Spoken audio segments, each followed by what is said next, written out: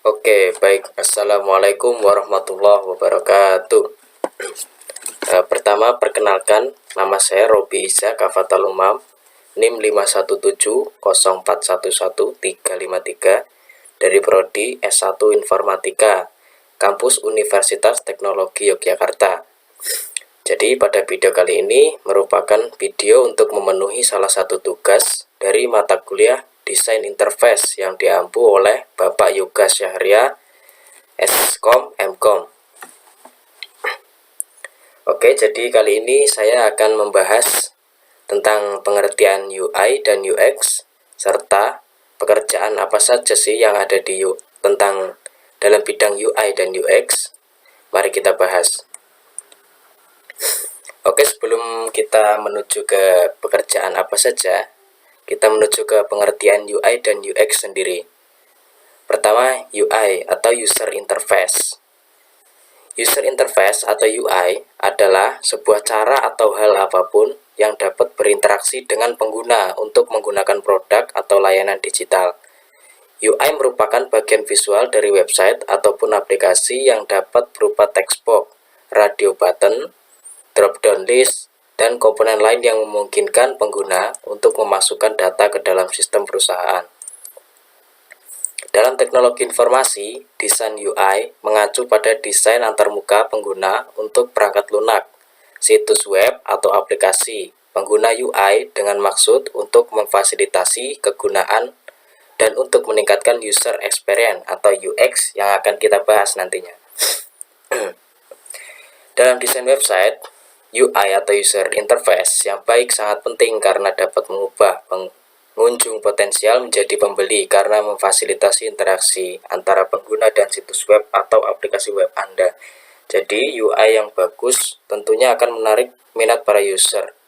Tentunya terutama pada desain dari, misalnya kita beri contoh saja online shopping. Jika desain pada online shopping tidak menarik, tentunya user tidak akan tertarik. Nah, disinilah kegunaan UI yang bagus seperti itu. Jadi akan menarik pelanggan. Nah, selanjutnya kita sudah membahas UI tadi, sekarang kita menuju ke pengertian UX. User experience atau UX adalah cara atau pengalaman seorang dalam merasakan sesuatu, seperti sebuah produk, sistem, atau jasa. Desain UX sendiri merupakan sebuah proses untuk menciptakan produk yang memberikan pengalaman terbaik bagi pengguna. Sebagai contoh, sebuah ponsel dengan layar yang cukup besar lebih disukai. Dengan begitu, maka desainer UX harus berpikir bagaimana cara terbaik menempatkan suatu tombol.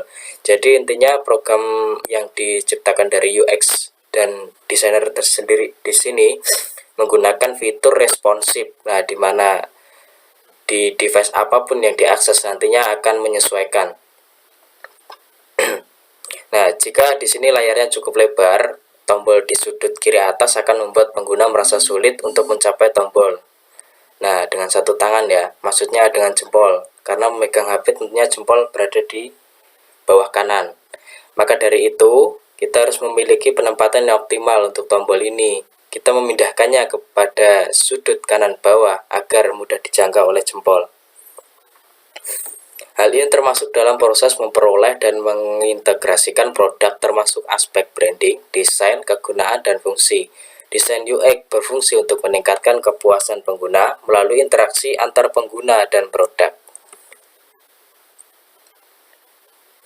Nah, selanjutnya apa sih perbedaan UI dan UX yang kita bahas tadi?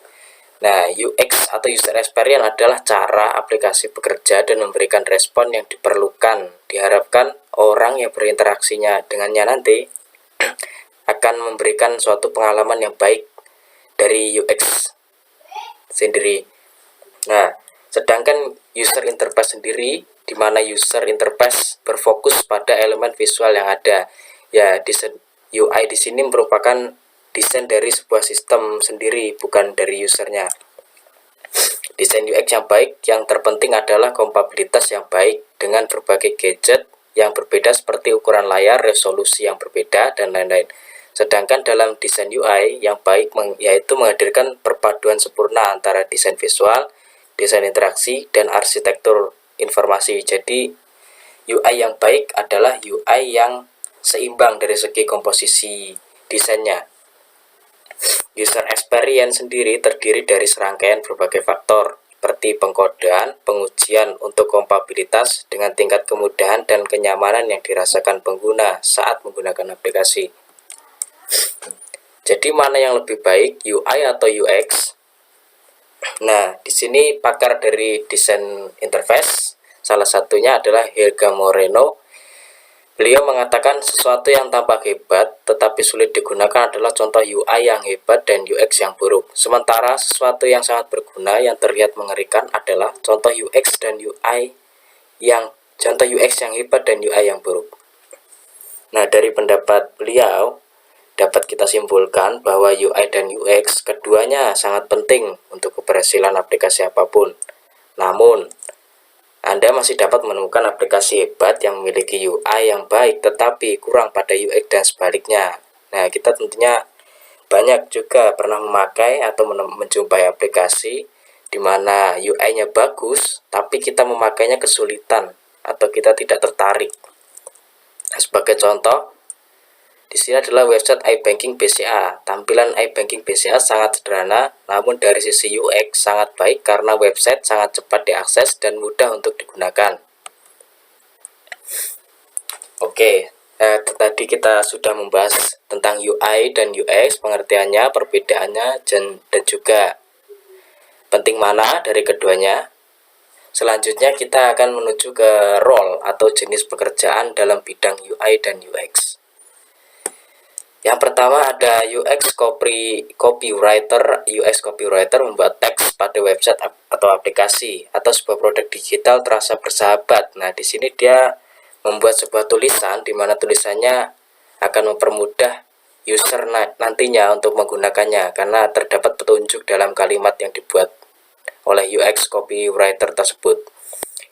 Informasi dan membuat user cepat menangkap pesannya tanpa kebanyakan berasumsi. Nah, sehingga membuat user merasa percaya diri dalam mengakses suatu produk. Nah, tidak banyak berpikir panjang, user tersebut akan memakainya karena dari segi kalimatnya sudah jelas. Yang kedua selanjutnya, UX designer, interaction design. Nah, seorang UX designer memikirkan bagaimana user menggunakan sebuah produk. Contohnya mereka memikirkan bagaimana agar orang nyaman membeli paket wisata hanya dengan beberapa klik. UX designer memikirkan bagaimana alur suatu produk terasa nyaman digunakan oleh pengguna. Dalam membuat sebuah alur ataupun solusi tersebut, mereka menggunakan berbagai cara, mulai dari membuat wireframe, mengujikannya pada orang-orang, melakukan iterasi ketika dirasa solusinya tidak tepat. Nah, di sini pekerjaan dari UX designer adalah mendesain tampilan atau UI yang tentunya mudah dan juga memenuhi kebutuhan dari beberapa user tentunya. Solusi yang didapatkan oleh UX designer ini nantinya akan dikomunikasikan ke stakeholder, UI designer, engineer, PM, dan lain-lain sebagainya dalam instansi tersebut dan akan dikembangkan untuk menjadi sebuah produk ataupun fitur. Next, nomor 3 ada user interface UI designer. Saat menggunakan aplikasi digital seperti memesan pesan wisata online, Anda akan dibawa melalui beberapa halaman sehingga sistem menyatakan bahwa Anda berhasil memesan paket wisata tersebut. Tugas UI designer adalah mendesain halaman-halaman tersebut dan juga mendesain bagaimana interaksi setiap elemen yang ada di halaman sehingga Anda tidak bingung untuk melalui proses pemesanan paket wisata. Sebelum mendesain halaman tersebut, seorang UI designer biasanya bekerja dengan UX designer untuk merancang alur dari proses tersebut. Nah, gambar di bawah ini merupakan alur dari proses sistemnya pemesanan seperti contohnya pemesanan tiket online tadi. Nah, di sini UI designer dan UX designer bekerja sama membuat suatu program di mana alurnya akan dibuat semudah mungkin dan juga sesimpel mungkin dan juga memenuhi kebutuhan dari user tersebut, di mana dari user memilih tiket hingga user mendapatkan tiket tersebut. Selanjutnya graphic designer nomor 4. Ketika Anda menggunakan suatu aplikasi atau website, Anda akan sering menemukan grafis yang bagus, cantik, menarik, yang membuat mata Anda nyaman. Dan kadang, jika Anda melihat banner dengan desain yang cantik, Anda ingin sekali mengklik gambar tersebut. Anda tentunya tertarik ya jika banner atau sistem tersebut bagus dari segi desainnya. Graphic designer lah dibalik keindahan tersebut. Nah, jadi graphic design yang kita jelaskan tadi pada poin 2 tadi, pada poin 2 dan 3, dia bertugas menangani dari desain sistem informasi tersebut. Selain itu, mereka juga membuat icon, marketing material, dan hal lainnya yang berkaitan dengan sistem tentunya. Selanjutnya nomor 5 ada UX Engineer. UX Engineer bisa dikatakan sebagai penghubung antara desain dengan development. UX Engineer bisa dikatakan sebagai programmernya dari sistem lah. Bisa disebut begitu secara bahasa TI-nya.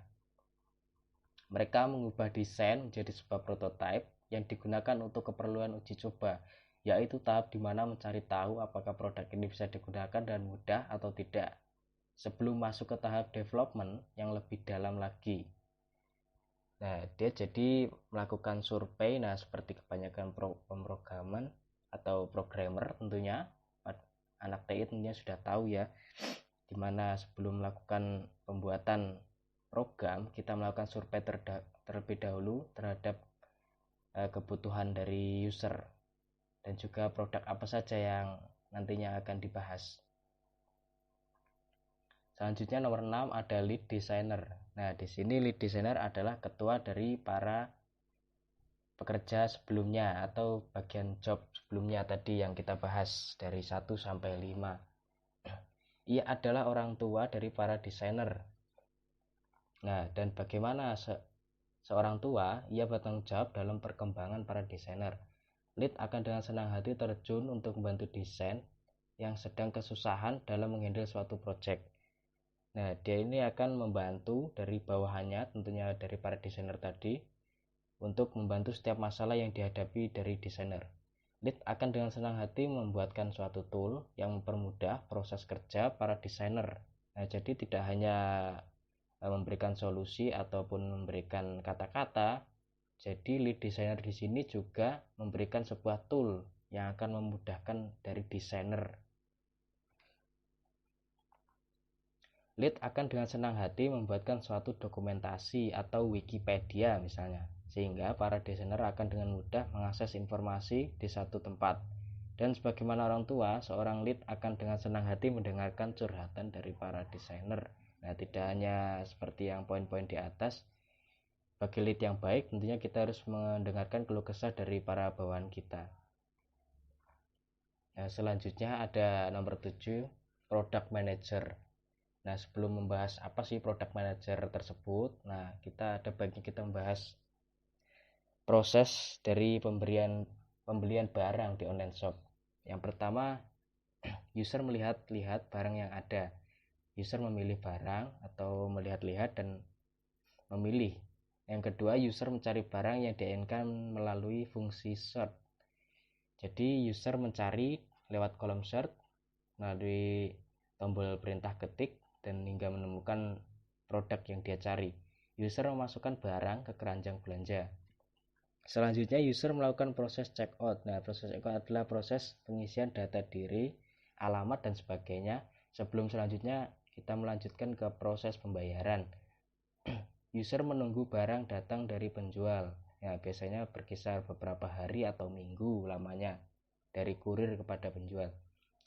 Dalam proses tersebut, setidaknya ada 3 fitur besar. Yang pertama, inventory, yaitu menampilkan data barang dan proses pencarian dari user yang tadi. Inventory menyimpan semua data dari user yang sudah melakukan pencarian data barang dan juga menyimpannya dalam suatu sistem database. Selanjutnya, payment, proses pembayaran. Nah, payment adalah proses pembayaran dari user. Selanjutnya, operational shipping, memproses informasi pengiriman barang. Nah, ini dari kurir menuju ke pelanggan tadi ya. Nah, setelah kita membahas dari proses online shipping tadi, online pemesanan online tadi, selanjutnya kita akan membahas apa sih product manager. Product manager adalah orang yang bertanggung jawab dalam setiap fitur tersebut. Biasanya setiap fitur dipegang oleh seorang product manager. Jadi dalam skema online shop di atas, tidaknya ada 3 orang product manager untuk proses pembelian barang. Nah, seperti ada 3 orang yang kita sebutkan tadi, inventory, payment, dan operasional atau shipping. Selanjutnya product manager bertanggung jawab memastikan fitur berjalan lancar dan juga memikirkan visi ke depan dari fitur tersebut serta apa yang dikembangkan dari fitur untuk mendukung tujuan bisnis perusahaan tapi tetap memenuhi kebutuhan user. Terima kasih. Mungkin cukup itu yang bisa saya sampaikan. Sebenarnya masih banyak dari job di atas yang belum saya sebutkan, namun saya hanya bisa menyebutkan segitu. Nah, pada intinya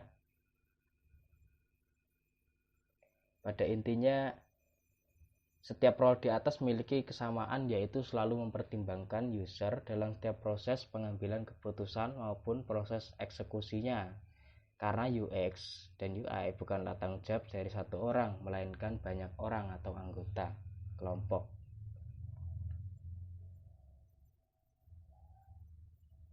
Nah, dari sekian yang kita sebutkan tadi, masih ada hal banyak lagi yang sebenarnya bisa kita bahas. Namun, sekali lagi ini bukanlah suatu patokan. Bisa saja dalam 1 bulan ke depan, nah pekerjaan-pekerjaan tersebut bisa berubah tentunya ya, sesuai kebutuhan dari instansi dan juga lain-lain.